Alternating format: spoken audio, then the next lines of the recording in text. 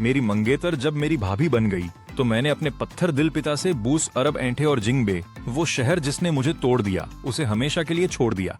फिर मैंने social media पर एक पोस्ट डाली, मेरी मंगेतर मेरे भाई के साथ भाग गई है। यह नौजवान अब आधिकारिक तौर पर सिंगल और उपलब्ध है।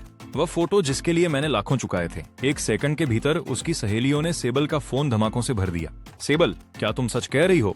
रिवेन इतना हैंडसम है, कोई भी लड़की उस पर मर मिटेगी। मैं खुद बमुश्किल खुद को संभाल पा रही हूँ और तुम उसे यूं ही सिंगल छोड़ रही हो। जैसे ही सेबल को मेरे जाने का पता चलता है, वो घबरा जाती है। वो अपने असिस्टेंट को मुझे फौरन ढूंढने का हुक्म देती है, लेकिन जो जवाब उसे मिलता है वो उसके होश उड़ा देता है। मैं देश छोड़ चुका हूँ। मिस शेन, आप जैसी हस्ती इस वक्त विदेश यात्रा नहीं कर सकती। इस बार शायद वो वाकई तुमसे तंग आ चुका है। सेबल की पुतलियां सिकुड़ जाती हैं, जब तक किसी ने बोलने की हिम्मत नहीं की। नहीं, सच में। सेबल, 3 साल हो गए, तुम अब भी किसी और की यादों में जी रही हो। कोई और? मेरा दिमाग सुन्न हो जाता है, पूरी तरह खाली। सेबल का पहला प्यार भी है। मैं दरवाजे के बाहर किसी बेजान कठपुतली की तरह खड़ा हूँ और सेबल की पुष्टि सुनता हूँ। जब हम अलग हुए तो उसने 3 साल मांगे थे। वो दूसरों के साथ कोशिश करेगा और मैं भी। अगर 3 साल बाद भी हमारे जज्बात जिंदा रहे तो हम साथ हो जाएंगे। तो मैंने वही किया जो उसने मांगा। 3 साल मैंने अपना वादा निभाया। वो रुकती है। उसे जल्द ही वापस आ जाना चाहिए। मुझे लगता है जैसे मुझ पर बिजली गिर पड़ी हो। पूरा बदन बर्फ सा ठंडा और उंगलियों तक कांप रही हैं। लेकिन रिवेन का क्या? तुम उसका मिजाज जानती हो। अगर उसे पता चला तो इससे पहले कि वो कुछ और कहती, मैंने प्राइवेट रूम का भारी दरवाजा जोर से खोल दिया। अंदर मौजूद सब लोग चौंक गए। सबकी नजरें मुझ पर टिकी थीं। मैं दरवाजे पर खड़ा था, किसी मरे हुए इंसान की तरह सफेद। मैंने सीधे उस औरत की आंखों में देखा जो टेबल के सिरे पर बैठी थी। वो टस से मस नहीं हुई, न हैरानी न डर, बस वही ठंडा बेपरवाह चेहरा। अगर मेरे लिए उसके दिल में रत्ती भर भी जगह होती तो उसका चेहरा ऐसा न होता। मैं उसके करीब जाता हूँ और उसके चेहरे की हर लकीर को गौर से देखता हूँ। सेबल, क्या तुम्हें मुझसे कुछ नहीं कहना? कुछ भी नहीं। तुमने बिल्कुल सही सुना, हम सिर्फ मजे कर रहे थे। मुझे लगा तुम्हें पता था। डैश ने तुम्हारे साथ एक शर्त लगाई थी, मुझे जीत लो और उसके गैरेज की कोई भी कार तुम्हारी। अगर कार से मन न भरे तो उसने अपनी जैकेट से एक मैट ब्लैक कार्ड निकाला और टेबल पर खिसका दिया। 3 साल तक हाजिर रहने की ये कीमत थी। अभी से हमारा सब खत्म। वो खड़ी होकर जाने लगती हैं। बिना पीछे मुड़े वो वहां से चली गई। उसने कहा उसे फर्क नहीं पड़ा, जिसका मतलब है कि 3 सालों तक सिर्फ मैं ही बेवकूफ था जो अपना सब कुछ ऐसी जगह लुटा रहा था जहां बस तमाशा हो रहा था। मैं पत्थर की तरह खड़ा हूं, अपने खाली हाथों को घूर रहा हूं। फिर मैंने टेबल से शराब की एक महंगी बोतल उठाई और फर्श पर दे मारी। कमरे में मौजूद हर शख्स सन्न रह गया। किसी की हिलने की हिम्मत नहीं हुई। पता नहीं कितनी देर बाद मैं उस क्लब से बाहर निकला। रात की ठंडी हवा चेहरे से टकराई। मैंने अपने आंसू पोंछे और एक कैब रोकी उसका पीछा करने के लिए। मुझे अपनी आंखों से देखना था, वो कौन है जिसके लिए वो 3 साल से इंतजार कर रही थी। वो शख्स जिसके बराबर मैं कभी नहीं हो सका। गाड़ी इंटरनेशनल एयरपोर्ट के अराइवल गेट पर रुकी। मैंने किराया दिया और लड़खड़ाता हुआ बाहर निकला। एक खंभे के पीछे छिप गया। मैंने सेबल को एग्जिट के पास खड़ा देखा। तभी एक आदमी बाहर आया, सूटकेस खींचते हुए। जैसे ही मैंने उसका चेहरा देखा, मुझे जोरदार झटका लगा। सिर्फ इसलिए नहीं कि वो अपनी बाहें फैलाता है और सेबल उसके गले लग जाती है, बल्कि वो उसके सिर को चूमता है। बल्कि इसलिए क्योंकि वो आदमी क्रेस्ट है, जिसे मैं अपना भाई कहता हूँ। वो शख्स जिसे मैं इस दुनिया में सबसे ज्यादा नफरत करता हूँ। मेरी माँ की कार एक्सीडेंट में मौत के 6 महीने बाद ही मेरे पिता एक औरत को घर ले आए। वो अपने साथ 3 साल बड़ा बेटा भी लाई थी। वो बेटा क्रेस्ट था। हार्लन का दावा है कि वो उसकी पहली मोहब्बत थी और क्रेस्ट उसका असली वारिस। उसने कहा मेरी माँ ने उसे मजबूर किया था कि उसने उसे उसकी पहली मोहब्बत से छीना था। लेकिन सच मैं सबसे बेहतर जानता हूँ। जब हार्लन अपना बिजनेस शुरू कर रहा था तब उसके पास कुछ नहीं था, खाने तक के पैसे नहीं थे। वो खुद मेरी माँ के पास गया, जो बरसों से उसके पीछे पागल थी, और वादा किया कि अगर वो उसकी कंपनी में पैसे लगाए तो वो उससे शादी कर लेगा। मेरी माँ ने उसे पैसे दिए, अपना सब कुछ दे दिया और बरसों बाद कार एक्सीडेंट में अपनी जान दे दी, उसे धक्का देकर बचाया। और बदले में उसे क्या मिला? उसकी लाश ठंडी भी नहीं हुई थी कि हार्लन ने उसकी दौलत और जायदाद का इस्तेमाल अपनी तथाकथित पहली मोहब्बत से भव्य शादी करने में कर दिया। सेबल जिससे चाहे प्यार करे। लेकिन क्रेस्ट ही क्यों? मैं इन्हीं ख्यालों में खोया था कि सेबल ने क्रेस्ट का सामान लिया और पार्किंग की तरफ बढ़ गई। किसी दीवाने की तरह मैंने दूसरी कैब ली और पीछे हो लिया। मिली। मैं सामने देख रहा था। आंसुओं से मेरी नजर धुंधली हो रही थी। तभी सामने के चौराहे पर एक टक्कर हुई। टायर चीखे, धातुओं के टकराने की आवाज आई। मेरी कैब आगे वाली गाड़ी से जा टकराई और पीछे से एक और गाड़ी ने हमें जोरदार टक्कर मारी। टक्कर बहुत भीषण थी। मेरा माथा अगली सीट से टकराया। आंखों के सामने अंधेरा छा गया। खून बहने लगा और सब कुछ धुंधला हो गया। चीख पुकार के बीच टूटी हुई खिड़की से मैंने देखा वो पहचानी हुई मैबेक कार का दरवाजा खुला। सेबल सबसे पहले बाहर निकली, दौड़कर पैसेंजर साइड पर गई और सावधानी से क्रेस्ट को बाहर निकाला। वो उसे थामे हुए उसकी चोटें देख रही थी। उसकी भौहें चिंता से सिकुड़ी थीं। फिर वो उसे लेकर वहां से निकल गई, लेकिन जैसे ही वो मुड़ी उसकी नजरें मुझसे टकराईं। मैं कैब की पिछली सीट पर फंसा था। उसकी उन आंखों में मैंने एक पल के लिए हैरानी देखी, लेकिन वो फौरन गायब हो गई। वो क्रेस्ट को सहारा देकर मलबे से दूर हो गई, बिना एक बार पीछे मुड़े। जब मुझे होश आया तो मैं अस्पताल में था। एक नर्स मेरे हाथ में आईवी ड्रिप लगा रही थी। मुझे होश में देख उसने कहा, मिस्टर फैंग, आप आखिरकार जाग गए। चोटें गंभीर हैं, आपको निगरानी में रहना होगा और हमें बिल चुकाने के लिए आपके परिवार से बात करनी होगी। लेकिन मेरी आंखें खाली थीं। मैंने कोई प्रतिक्रिया नहीं दी। मेरा है कौन? मेरी माँ बहुत जल्दी चली गई। मेरे पिता ने हमेशा किसी और को चुना। वेरा के लिए मेरी जिंदगी में कभी कोई जगह नहीं थी। वो घर बरसों पहले मेरा घर नहीं रहा। 3 सालों तक मेरे लिए सब कुछ सेबल थी। जब भी मुझे जरूरत पड़ी वो मौजूद रही, मुझ पर निर्भर रहना सिखाया, मुझे यकीन दिलाया कि मैंने एक महफूज ठिकाना ढूंढ लिया है और अब वही शख्स मुझे अंधेरे में वापस धकेल चुका है। उसके बाद के दिनों में मैं अस्पताल में अकेला था। मेरी मदद करने वाला कोई नहीं था। पट्टियां बदलते हुए मैं पसीने से तरबतर हो जाता था। खाने का स्वाद जैसे खत्म हो गया था। कभी कभी मैं गलियारे में नर्सों को फुसफुसाते सुनता था कि क्रेस्ट कितना खुशनसीब है कि मिस शेन उसकी सेवा करती हैं, उसे अपने हाथों से खिलाती हैं, पानी पिलाती हैं और रात भर उसके पास रहती हैं। एक बार मैं उस कमरे के पास से गुजरा और दरवाजे के बीच से देखा, सेबल उसके बिस्तर पर बैठकर उसे सेब छीलकर खिला रही थी। यह दृश्य मेरी आंखों में छप गया। अस्पताल से छुट्टी मिलते ही पहला काम मैंने अपना वीजा बनवाया। मैं इस शहर में एक पल और नहीं रह सकता था। घर पहुंचते ही सबसे पहले मुझे वेरा दिखी, पूरा मेकअप किए, एकदम सजी धजी। मुझे देखते ही अपना लेक्चर शुरू कर दिया। रिवेन, तो तुम्हें घर आना याद रहा? मैंने उसकी तरफ देखा भी नहीं। रिवेन, तुम्हें क्या हो गया है? हार्लन अपने कमरे से दौड़ता हुआ बाहर आया, वेरा को संभाला और गुस्से में मेरी तरफ मुड़ा। तुम घर में घुसते ही तमाशा शुरू कर देते हो। क्या तुम कभी एक इंसान की तरह पेश आ सकते हो? मैंने उसे उस औरत को सहलाते देखा और ठंडी हंसी हंसी। मैं तमाशा कर रहा हूँ? ठीक है, जायदाद में मेरा हिस्सा मुझे अभी दे दो और मैं देश छोड़ दूंगा। तुम मुझे कभी नहीं देखोगे। हार्लन पल के झपकाकर नकली चिंता दिखाने लगा। बेतुकी बातें मत करो। छोड़ना क्यों? यहीं रहो, ये तुम्हारा घर है, हम परिवार हैं। मैं ऐसे हंसा जैसे मैंने जिंदगी की सबसे मजेदार बात सुनी हो। पिताजी समझते हैं तुम परेशान हो। ऐसा करते हैं, पिताजी तुम्हें 50 लाख दे देंगे। तुम एक छोटी सी ट्रिप पर जाओ और अपना दिमाग फ्रेश करो। 50 लाख? मैं उपहास में हंसा। हार्लन, आज तुम्हारे पास जो कुछ भी है वो मेरे दादाजी के पैसे से है। मेरी माँ की दौलत और तुम्हारी जिंदगी भी मेरी माँ ने अपनी जान देकर खरीदी थी और अब तुम उसके पैसे का इस्तेमाल एक रखेल और नाजायज बेटे को पालने में कर रहे हो और तुम मुझे 50 लाख देकर टरकाना चाहते हो। शर्म कहाँ गई तुम्हारी? ये बात दिल पर लगी। हार्लन आपे से बाहर हो गया। कितना चाहिए तुम्हें? बोलो, मैं तैयार हूँ।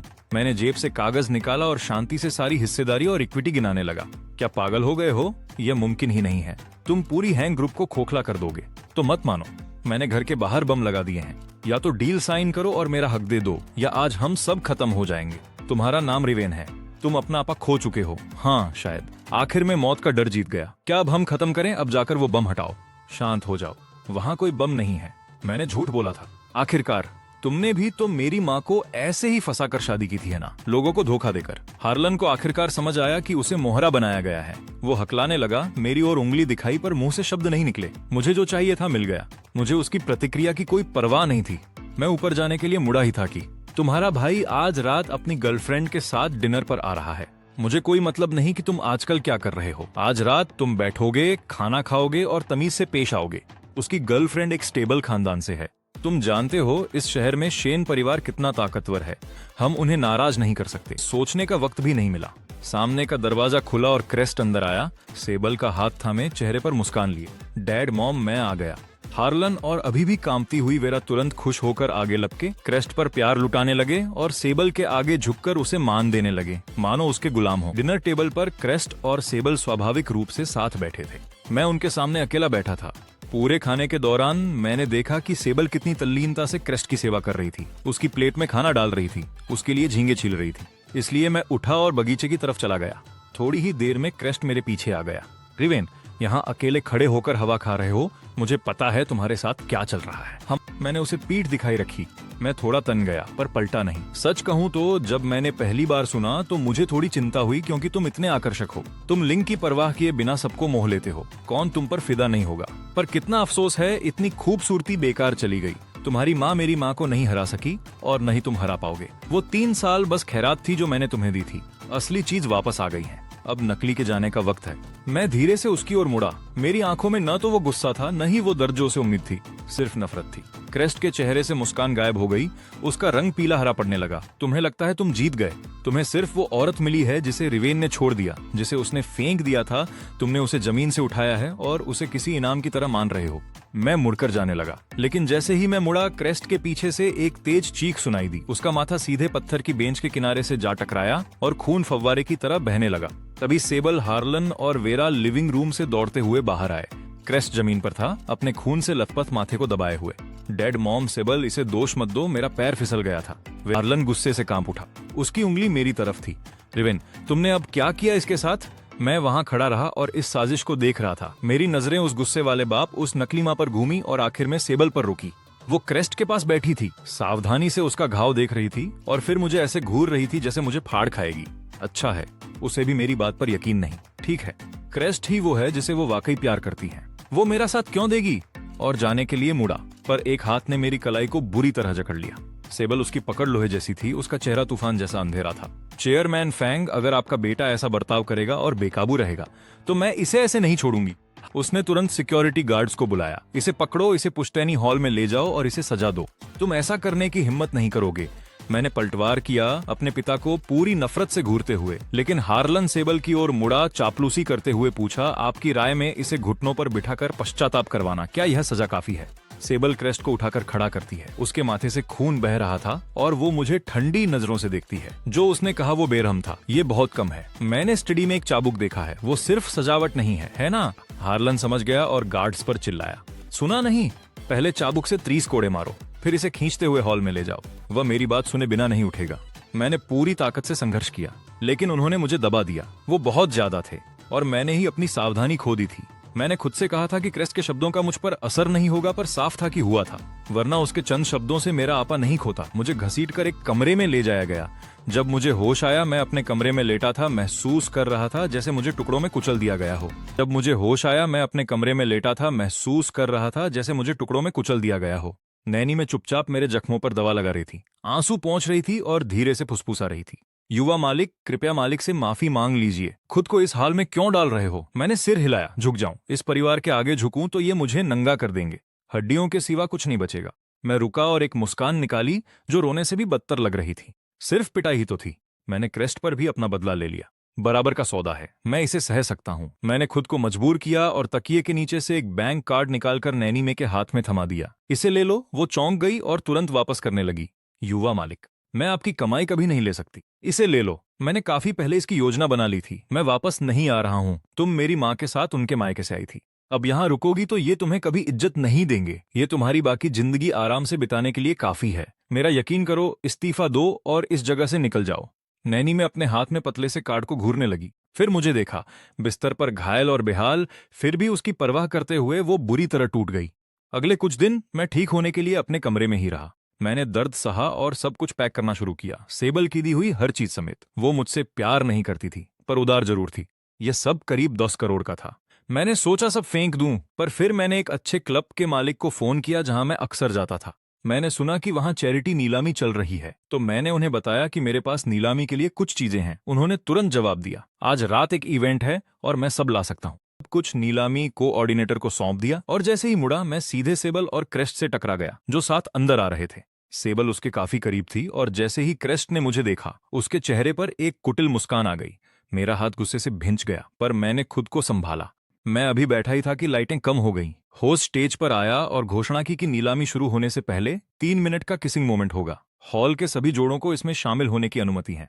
एक स्पॉटलाइट अंधेरे कमरे में घूम रही थी, बारी बारी से जोड़ों पर पड़ रही थी। मुझसे थोड़ी दूरी पर मैंने देखा कि सेबल मुस्कुरा रही थी। ऊपर लगी भारी सजावटी लोहे की लाइट फिक्सचर अचानक ढीली हो गई और सीधे क्रेस्ट के ऊपर गिरने वाली थी।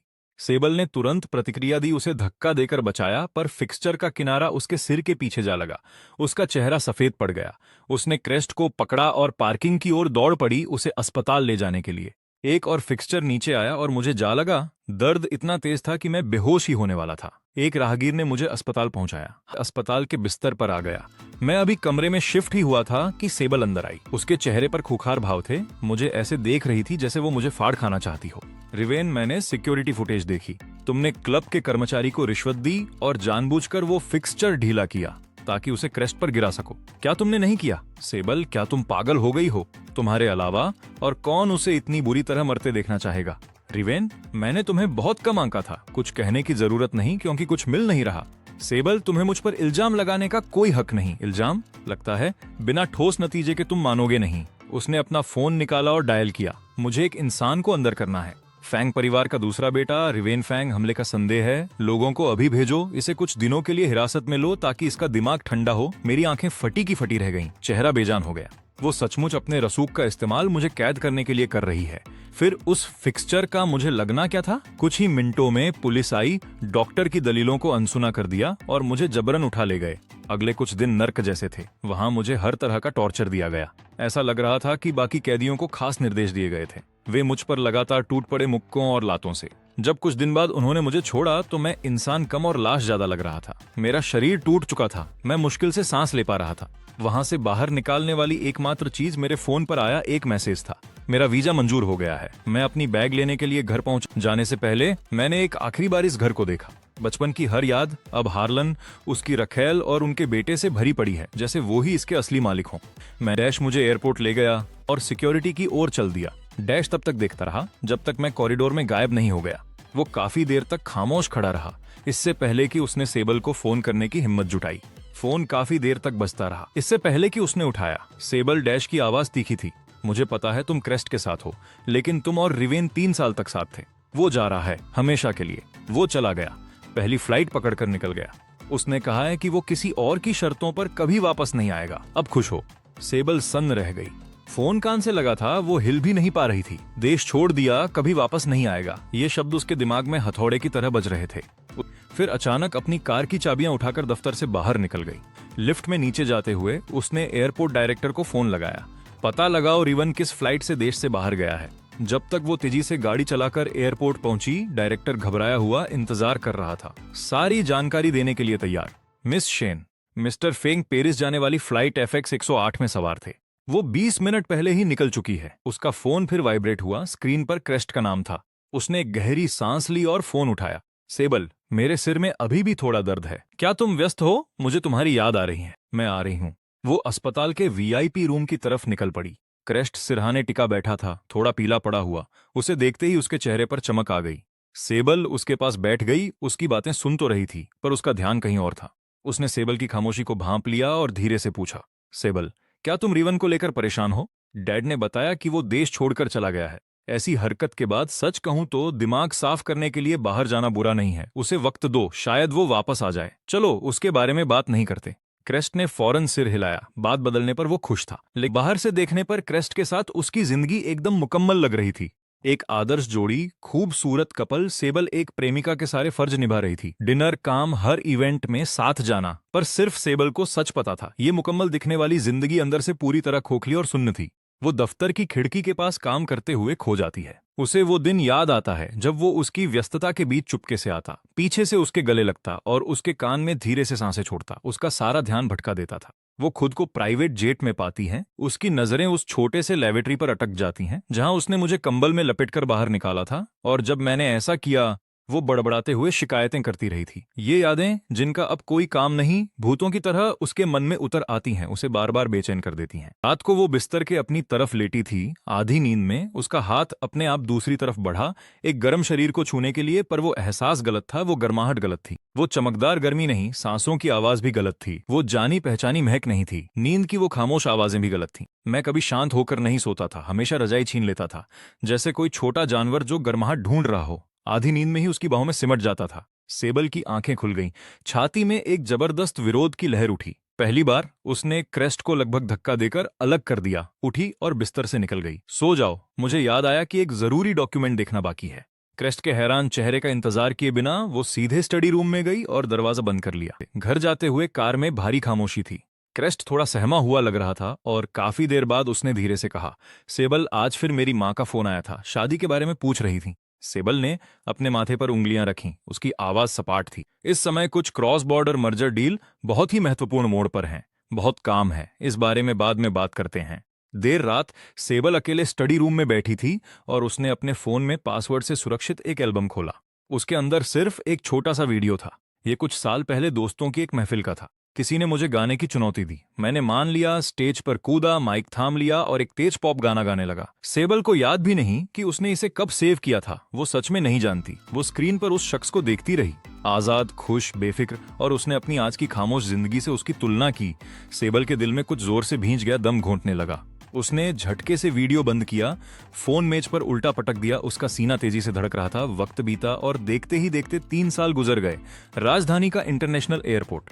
सेबल एक बड़ी विदेशी बिजनेस ट्रिप से वापस आ रही थी। क्रेस्ट उसके मंगेतर के तौर पर साथ था। ये आगमन बहुत ही सादगी भरा होना था। वे भीड़ से बचने के लिए वीआईपी कॉरिडोर का इस्तेमाल कर रहे थे, लेकिन जैसे ही वो बाहर निकले, शोर का एक बवंडर उन पर आ गिरा। अराइवल हॉल खचाखच भरा हुआ था। सैकड़ों युवक युवतियां हाथों में चमकते साइन, फूल और बैनर लिए हुए थे और एक ही गर्जती आवाज में एक ही नाम चिल्ला रहे थे, रिवन, रिवन, रिवन।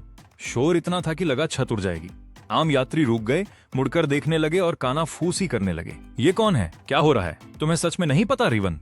वो इस वक्त मनोरंजन जगत का सबसे बड़ा नाम है। 3 साल पहले डेब्यू किया था। वो चेहरा जो हजारों जहाजों को रवाना कर दे और पर्दे पर हजारों किरदारों का आदमी। सेबल जैसे ही मेरा नाम सुनती है, उसके कदम खुद ब खुद थम जाते हैं। उसकी आंखें शोर और भीड़ की नजरों का पीछा करती हैं। कॉरिडोर के पार पिलर पर टंगे एक विशाल बिलबोर्ड पर टिक जाती हैं। वो वहां खड़ी रही, बिल्कुल बेजान, उस विशाल पोस्टर को घूरती हुई। पूरे हॉल का शोर उसके चारों तरफ से गायब हो गया, जब तक कि दुनिया में सिर्फ वो शख्स नहीं बचा जो एक सितारे की तरह चमक रहा था। क्रेस्ट ने भी उसे देखा और उसने सहज ही सेबल का हाथ कसकर पकड़ लिया। सेबल, वो रिवन है। सुना था वो विदेश चला गया और मनोरंजन जगत में घुस गया। एक युवा मास्टर की बेहतरीन जिंदगी छोड़कर फिल्मों में नाच गाने का काम करने लगा। उसकी आवाज में जानबूझकर नफरत भरी हुई थी। सेबल को शायद सुनाई नहीं दे रहा था। इन 3 सालों में वो हर खबर से वाकिफ थी। उसने कभी मुझसे संपर्क करने की कोशिश नहीं की, लेकिन मेरे बारे में खबरें खुद उस तक पहुंच जाती थीं। वो जानती थी कि मैंने टॉप से शुरुआत की, मेरी हर फिल्म को समीक्षकों की तारीफ और बॉक्स ऑफिस पर बड़ी हिट मिली, कि मैंने हजारों अवार्ड जीते थे। तभी उसकी नजरें भीड़ को चीरती हुई उस शख्स पर जा टिकी जो अभी अभी रेगुलर कॉरिडोर से बाहर निकला था, बॉडीगार्ड्स और असिस्टेंट से घिरा हुआ। बस एक नजर और वो समझ गई कि मैं किसी भी पोस्टर से कहीं ज्यादा आकर्षक हूँ। जब सेबल मुझे भीड़ के बीच देख रही थी, एक महिला अचानक हंसती हुई भीड़ के बीच से बाहर आई, हाथों में इक्वेडोरियन गुलाबों का एक विशाल गुलदस्ता लिए। ये सोलेल थी, शांग परिवार की वारिस। सोलेल ने मेरा कैरी ऑन बैग आसानी से ले लिया, मेरे कान में झुककर कुछ फुसफुसाया और मैं जोर से दिल खोलकर हंस पड़ा। इसे देखते ही सेबल के चेहरे पर कुछ टूट सा गया। उसके आसपास की हवा इतनी ठंडी हो गई कि क्रेस्ट भी कांप उठा। भीड़ उन्हें लगभग खींचते हुए पार्किंग तक ले गई। इत्तेफाक से सेबल की कार मेरी टीम की लिमोसिन के ठीक बगल में खड़ी थी। सेबल सोलेल को मुस्कुराते हुए मेरा दरवाजा पकड़े हुए देखती है। जैसे ही मैं बैठने वाला होता हूँ, कुछ मुझे रोकता है। मैं मुड़ता हूँ और मेरी नजरें सेबल से मिलती हैं। मैं एक विनम्र सिर हिलाता हूँ। सेबल, वो यहाँ क्यों है? मेरा काम नहीं। उसी पल सेबल का दिल गले में अटक गया। वो अपनी धड़कनें सुन सकती थी, लेकिन अगले ही पल वो पूरी तरह शांत हो गई, क्योंकि उसने मेरी आंखों में एक अजनबी को देखा था। फिर वो काली लिमोसिन तेजी से निकली और एयरपोर्ट की पार्किंग गैरेज से बाहर गायब हो गई। ये सब देखते हुए सेबल सन खड़ी रही, वहीं जम गई। क्रेस्ट ने कई बार उसका नाम पुकारा, लेकिन उसने एक शब्द नहीं सुना। उसके कानों में सिर्फ एक धीमी सी गूंज थी और एक विचार जो बार बार बज रहा था। उसने मुझे देखा और आर पार देख लिया। फिर अपना फोन उठाया। उसने अपने असिस्टेंट को कॉल किया। मुझे जिंग बे में रिवन के ठिकाने के बारे में सब कुछ चाहिए, उसका पता, अगले 1 हफ्ते का हर प्रोजेक्ट, और सोलेल पिछले 3 सालों में उसने क्या किया है, रिवन के साथ उसका आखिर रिश्ता क्या है। मुझे पूरी रिपोर्ट चाहिए, जितनी जल्दी हो सके। कई घंटों बाद उसके असिस्टेंट ने पूरी रिपोर्ट के साथ फोन किया। रिवन का पता और शेड्यूल पूरा तैयार था, लेकिन सोलेल के बारे में जानकारी ने सेबल का सीना और बिठा दिया। सोलेल पुराने रईस खानदान से थी और खुद में बहुत काबिल थी। जिस पल रिवन 3 साल पहले विदेश गया, उसने चुपचाप अपनी दुनिया को पेरिस शिफ्ट कर लिया। एक इन्वेस्टर के तौर पर पर्दे के पीछे से काम कर रही थी। उसने रिवन के लिए रास्ता साफ किया, अपने संपर्कों का इस्तेमाल कर उसे फैशन और फिल्म जगत में पहचान दिलाई। इन 3 सालों में उसने कभी उसका साथ नहीं छोड़ा। एक शांत निरंतर रक्षक। उनका बंधन अटूट था। दुनिया उन्हें करीबी दोस्तों के रूप में जानती थी। 1 हफ्ते बाद उसे मौका मिल ही गया। उसके असिस्टेंट ने बताया कि रिवन एक बड़े ओट काउचर शो की आफ्टर पार्टी में शामिल होने वाला है। सेबल ने तुरंत अपने सारे कनेक्शन लगा दिए ताकि उसे एक इनविटेशन मिल सके। यह इवेंट एक ऐतिहासिक प्राइवेट एस्टेट में हो रहा था। जैसे ही सेबल अंदर दाखिल हुई, उसकी नजरें रिवन को ढूंढने लगी। वो दुनिया भर के मशहूर निर्देशकों और प्रोड्यूसर्स के साथ गहरी बातचीत में मशगूल था। बड़ी आसानी से फ्रेंच और इंग्लिश के बीच स्विच कर रहा था। सेबल अपना ग्लास हाथ में लिए भीड़ के बीच से उसे देखती रही। वह इंतजार करने लगी। वह तब तक इंतजार करती रही जब तक रिवन की एनर्जी कम नहीं होने लगी और वो अकेले ही बगीचे के नजारे वाली छत की तरफ निकल गया। अब उसने बिना किसी का ध्यान खींचे उसका पीछा किया। छत पर रात की हवा ठंडी थी। रिवन रेलिंग के सहारे खड़ा दूर झील को निहार रहा था। सेबल पीछे से उसके पास आई, गहरी सांस ली, अपने अंदर के तूफान को दबाने की कोशिश की। फिर भी उसके शब्दों में एक धार थी। तुम्हारे और सोलियल के बीच आखिर चल क्या रहा है? रिवन को उसके वहां होने पर हैरानी नहीं हुई। उसने मुड़कर देखना भी जरूरी नहीं समझा। खैर, ये तो एमा शेन है, काफी वक्त हो गया। मैं किसी के साथ क्या करता हूँ, मुझे तुम्हें रिपोर्ट देने की जरूरत नहीं। तभी एक आवाज आई, मैं सोच रही थी तुम कहाँ गायब हो गए और तुम यहाँ ऐसे इंसान के साथ फंसे हो जिसका हमसे कोई लेना देना नहीं। सोलियल ने करीब आकर रिवन की बाह में अपनी बाह डाल ली, जैसे यह बेहद स्वाभाविक हो। मिस शेन, बहुत दिनों बाद मिली, क्या हो रहा है? मेरे बॉयफ्रेंड के साथ बातें? माहौल काफी तनावपूर्ण लग रहा है। बॉयफ्रेंड शब्द सेबल को एक घूंसे की तरह लगा। उसकी पुतलियां फैल गईं। उसने रिवन को घूरा, बिना कहे उससे खंडन की भीख मांगी। एक शिकन भी काफी होती, पर रिवन ने बस सोलियल की तरफ सिर झुका दिया। सेबल की तरफ देखे बिना उसके शब्द को स्वीकार कर लिया।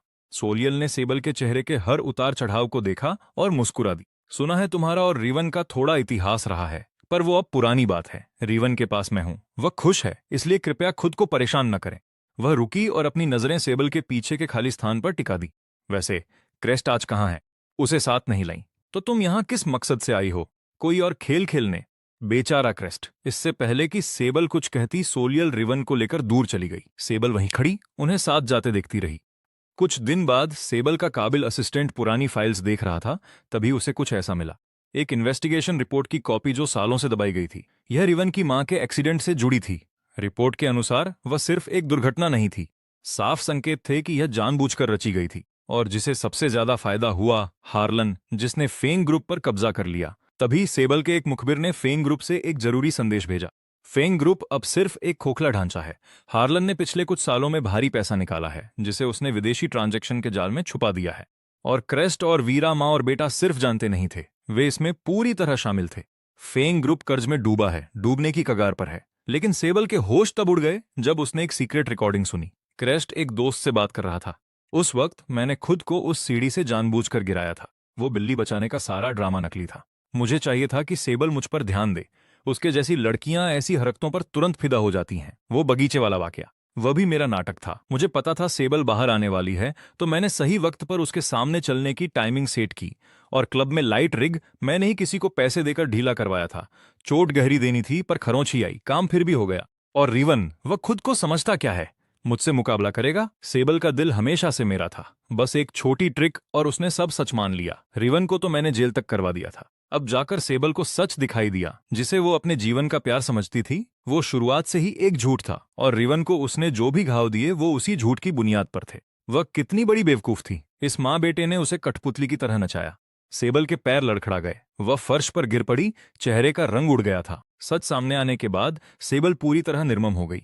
उसने हार्लन को लूटा हुआ सारा पैसा वापस करने का आदेश दिया और अपने संपर्कों का इस्तेमाल करके सबूत पुलिस के हवाले कर दिए।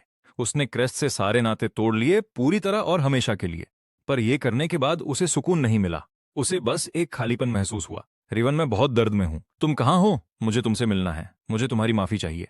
अगर उसे उम्मीद की छोटी सी भी किरण दिखती तो वह अपना सारा मान सम्मान दांव पर लगाने को तैयार थी। वह उस विला के बाहर गई और इंतजार करने लगी। शाम के 7 बजे उसने अपने हाथ में एक पेपर बैग लिया था, जिसमें वो केक था जो रिवन को बहुत पसंद था। उसे याद था कि रिवन को मीठा कितना पसंद था, खासकर जब उसका मूड खराब होता। मिठास उसे शांत कर देती थी। पर वह पूरी रात उस कार में बैठी रही, जब तक उसकी आंखें लाल नहीं हो गईं, जब तक वह पूरी तरह टूट नहीं गई। और फिर एक जानी पहचानी स्पोर्ट्स कार गेट पर आकर रुकी। रिवन बाहर निकला, दूसरी तरफ गया और सोलियल के लिए दरवाजा खोला। सोलियल ने प्यार से उसके बाल बिखेरे और कुछ ऐसा कहा कि रिवन खिलखिलाकर हंस पड़ा। उसका वो हंसना कितना बेफिक्र था। यह नजारा सेबल के दिल के पार निकल गया। उसने दरवाजा खोला और उनकी ओर बढ़ी। रिवन, क्या हम बात कर सकते हैं? रिवन ने मुड़कर देखा। उसे देखते ही उसकी भौहें तन गईं। मिस शेन, तुम यहाँ क्यों हो? हमारे बीच कोई बात नहीं बची। सेबल ने एक हताश कदम आगे बढ़ाया, अपने फोन में सबूत दिखाने की कोशिश करने लगी। रिवन प्लीज सुनो, मैंने क्रेस्ट और उसके परिवार की करतूतों का पता लगाया है। मैं तुम्हारे बारे में गलत थी। गार्डन क्लब की लाइट, तुम्हारी माँ का हादसा, कुछ भी तो एक्सीडेंट नहीं था। ये सब उनकी साजिश थी। मैं अंधी थी, बेवकूफ थी। लेकिन इससे पहले कि वह पूरी बात कहती, रिवन ने हाथ उठा दिया तो सच सामने आ गया। और अब क्या? तुम्हें क्या लगा तुम रोते हुए आओगी और मैं मान जाऊंगा? तुम्हारा पछतावा मेरे लिए कोई मायने नहीं रखता। नुकसान हो चुका है। तुम्हारे द्वारा ठुकराए जाने की जिल्लत, वो किसी कचरे से कम नहीं। डिटेंशन सेंटर में हाथ तुड़वाने का दर्द, ये चीजें सिर्फ तुम्हारे सॉरी बोलने या सबूत दिखाने से खत्म नहीं हो सकती। बात करते हुए रिवन की नजर उसके हाथ के बैग पर पड़ी। वह थोड़ा हंसा, पर उसमें कोई हंसी नहीं थी। अभी भी मेरा पसंदीदा बेकरी याद है। काफी कोशिश की है मिस शेन, दुनिया के दूसरी तरफ से मंगवाया है। उसने ऊपर देखा, सेबल का चेहरा फीका पड़ गया था। पर अब मैं मीठा नहीं खाता, बहुत ज्यादा, बहुत मीठा।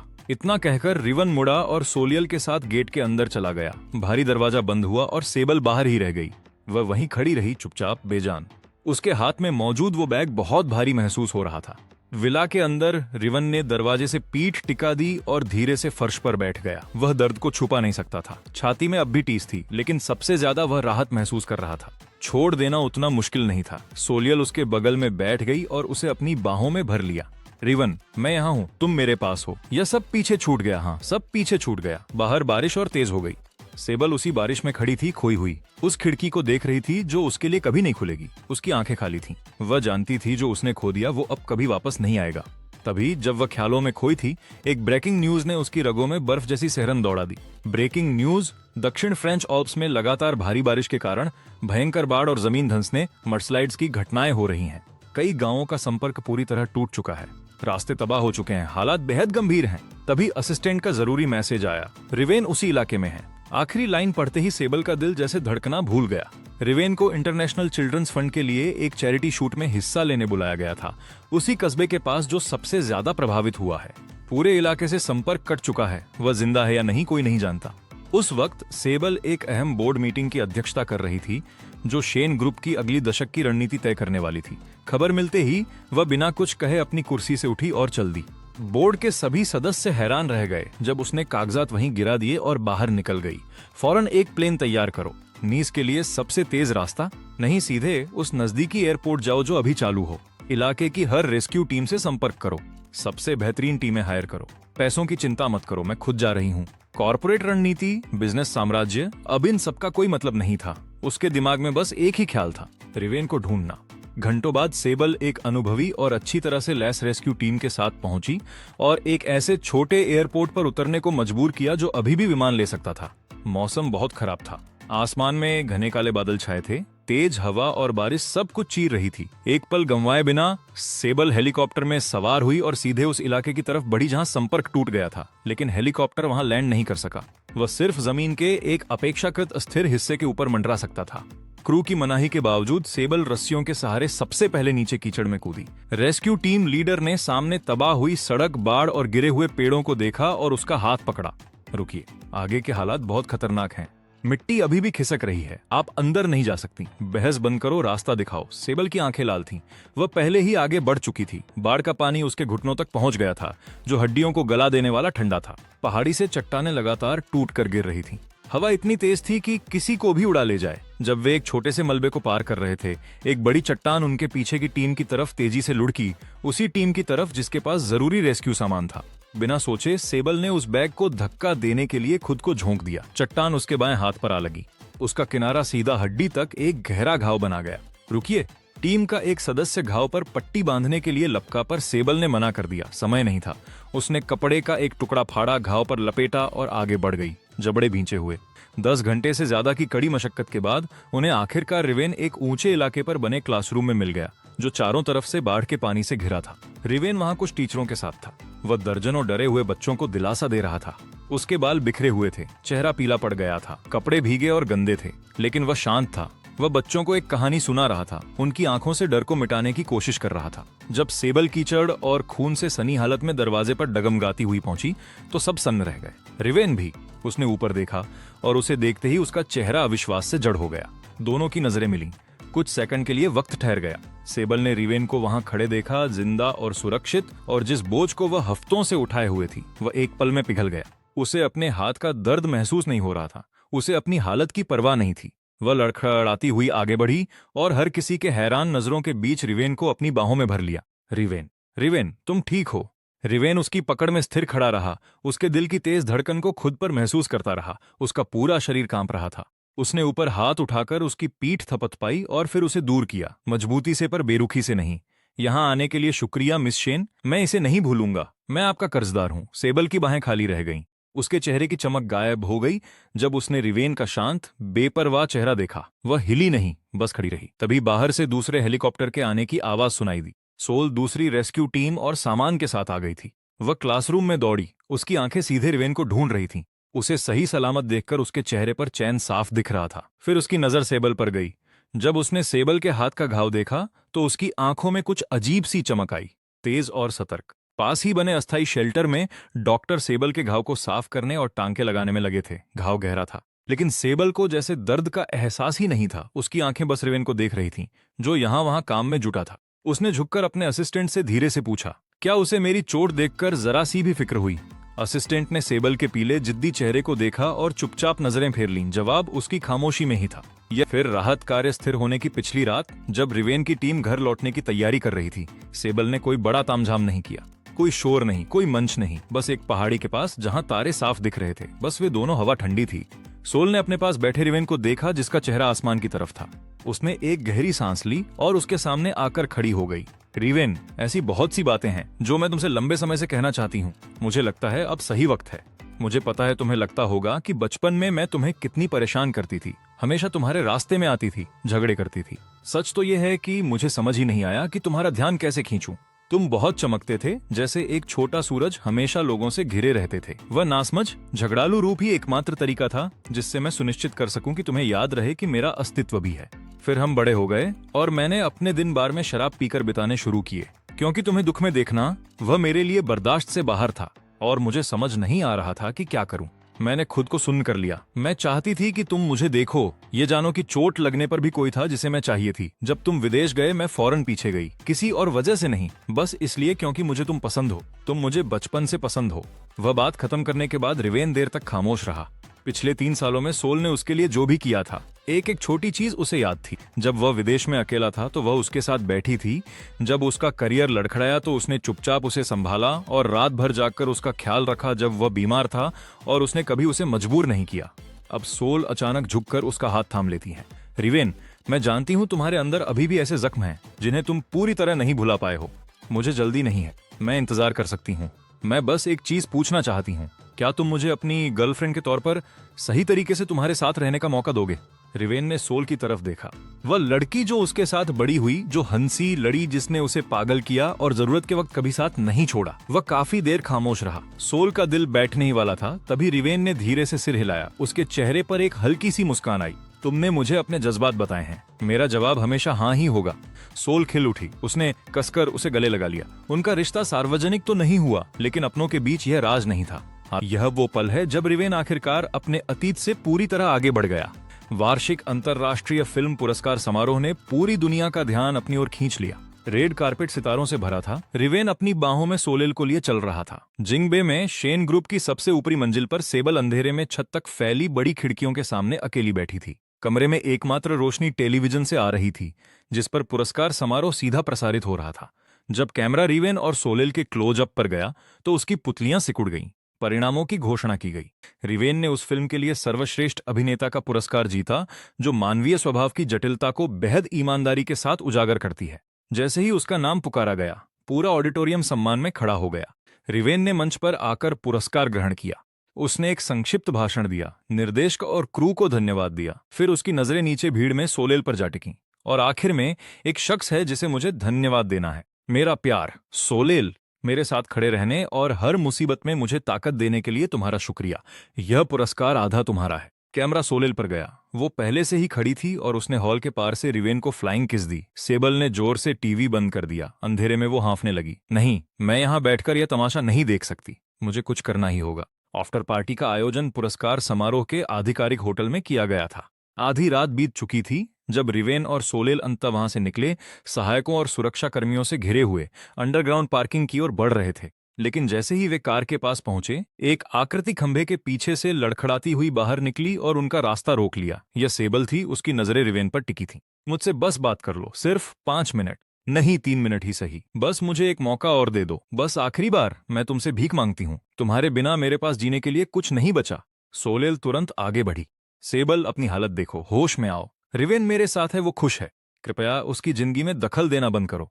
खुश? तुम्हें उसे खुशी देने का हक किसने दिया? तुम उसके बारे में जानती ही क्या हो? क्या तुम्हें पता है उसे सर्दियों में जल्दी ठंड लगती है और वो नींद में कंबल खींच लेता है? क्या तुम्हें पता है वो तीखा बर्दाश्त नहीं कर सकता पर फिर भी खाता है और बाद में ठंडा पानी मांगता है? क्या तुम्हें पता है वो रिवेन की आवाज ने बीच में ही टोक दिया, सेबल, अतीत को वहीं रहने दो जहां वो है। हमारे बीच जो था वो बहुत पहले खत्म हो चुका है। वो खत्म नहीं हुआ था, वो भला खत्म कैसे हो सकता है? सेबल ने रिवेन का हाथ पकड़ने की कोशिश की। सोलेल उनके बीच आ गई। उस गहमागहमी में किसी ने ध्यान नहीं दिया कि पार्किंग के प्रवेश द्वार पर एक काली कार, जिसका ड्राइवर शायद नशे में था या जिसका गाड़ी पर से संतुलन बिगड़ गया था, अनियंत्रित होकर तेजी से उनकी तरफ बढ़ी। सीधे उनकी ओर संभलो, सोलेल ने पहले प्रतिक्रिया दी, लेकिन कोई और उससे भी तेज था। इससे पहले कि कोई समझ पाता क्या हो रहा है, सेबल ने अपनी पूरी ताकत लगाकर रिवेन को धक्का देकर कार के रास्ते से हटा दिया, जो सड़क के किनारे सबसे करीब खड़ा था। उस धक्के की ताकत उसे सीधे गाड़ी की चपेट में ले आई। एक भारी दबी हुई आवाज। सेबल का शरीर हवा में ऐसे उछला जैसे डोर कटी हुई पतंग। ट्रॉमा रूम की लाइटें पूरी रात जलती रहीं। रिवेन और सोलेल कॉरिडोर की बेंच पर जागते रहे। जब सुबह आसमान में सफेदी फैली तो दरवाजा खुला। डॉक्टर थककर बाहर आए और उन्हें बताया कि सेबल की चोटें गंभीर हैं, कई फ्रैक्चर हुए हैं और अंदरूनी रक्तस्राव हो रहा है। टीम की पूरी कोशिशों के बाद वो खतरे से बाहर है और उसे आईसीयू में शिफ्ट कर दिया गया है, लेकिन वो अभी पूरी तरह ठीक नहीं है। उसे कड़ी निगरानी में रखने की जरूरत है। रिवेन ने चैन की सांस ली, लेकिन जैसे ही उसने रिवेन को अंदर आते देखा, उसकी आंखों में चमक आ गई। उसने एक आवाज निकाली, रिवेन। सोलेल ने रिवेन के कंधे को धीरे से थपथ पाया, इशारा किया कि वो बाहर इंतजार करेगी और दरवाजा धीरे से बंद कर दिया। रिवेन बिस्तर के पास जाकर बैठ गया। डॉक्टर कहते हैं कि तुम फिलहाल खतरे से बाहर हो। सेबल उसे देखती रही, उसे अपनी नजरों में बसा लेना चाहती थी और धीरे से आईवी ड्रिप के बिना वाला हाथ उठाया, उसकी तरफ बढ़ाया। लेकिन जब उसने रिवेन की आंखों में वो दूरी देखी तो उसका हाथ गिर गया। मुझे माफ कर दो, रिवेन। और फिर शब्द धीरे धीरे और लड़खड़ाते हुए बाहर निकले। शुरुआत से लेकर कैसे क्रेस्ट ने उसे धोखा दिया, उस पल तक जब उसे अपने एहसासों का पता चला। लेकिन गर्व और जिद्द ने उसे कभी स्वीकार नहीं करने दिया, और उसे खोने का दर्द, वो पछतावा जो कभी नहीं जाता। वो बार बार माफी मांग रही थी, बार बार अपने प्यार का इजहार कर रही थी। फिर वो बोला, सेबल, मेरी जान बचाने के लिए शुक्रिया, मैं इसे हमेशा याद रखूंगा। सेबल की आंखों में उम्मीद की एक किरण जगी, लेकिन रिवेन के अगले शब्दों ने उसे पूरी तरह बुझा दिया। लेकिन प्यार न तो आभार है, न ही अपराध बोध।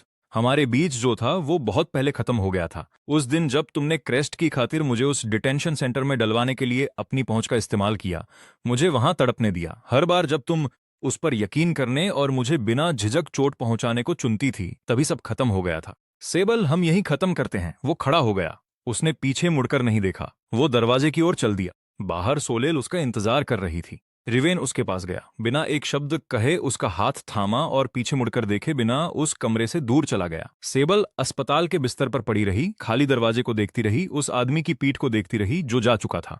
सिनेमा में सबसे बड़ा सम्मान माने जाने वाले समारोह में जब सर्वश्रेष्ठ अभिनेता के लिए उसका नाम पुकारा गया तो पूरा हॉल गूंज उठा। रिवेन शांत भाव से उठा, रोती बिलखती और मुस्कुराती सोलेल को गले लगाया, फिर उस मंच की ओर बढ़ा जिसे पूरी दुनिया देख रही थी। स्पॉटलाइट के नीचे वो पुरस्कार थामे जिसने सब कुछ बयां कर दिया। उसने अपना भाषण दिया। कास्ट और क्रू का शुक्रिया, मेरे परिवार का शुक्रिया और उन सब का जिन्होंने मुझ पर भरोसा किया। और आखिर में उसकी नजरें नीचे भीड़ में एक महिला पर जा टिकीं। मैं इसे अपनी मंगेतर सोलेल को समर्पित करना चाहता हूं। तुम ही वो कारण हो जिससे मैं जानता हूं कि प्यार इतना खूबसूरत हो सकता है। तुमने मुझे खुद का एक बेहतर संस्करण बनने का साहस दिया। सोलेल, मेरी बाकी की जिंदगी तुम्हारी है। कैमरा सोलेल पर गया। वो पहले से ही खड़ी थी, उसके हाथों ने दूरी के पार से ही आई लव यू के शब्द बनाए। कुछ समय बाद एक निजी एस्टेट में एक शांत और अंतरंग शादी हुई जिसमें सिर्फ उनके करीबी परिवार वाले और दोस्त शामिल थे। धूप, हरी घास का मैदान, फूल, सफेद कपड़े। रिवेन ने एक डिजाइनर मित्र का बनाया सूट पहना था, साफ, सुरुचिपूर्ण, और वो सोलेल का हाथ थामे पंखुड़ियों से भरे रास्ते पर आगे बढ़ा।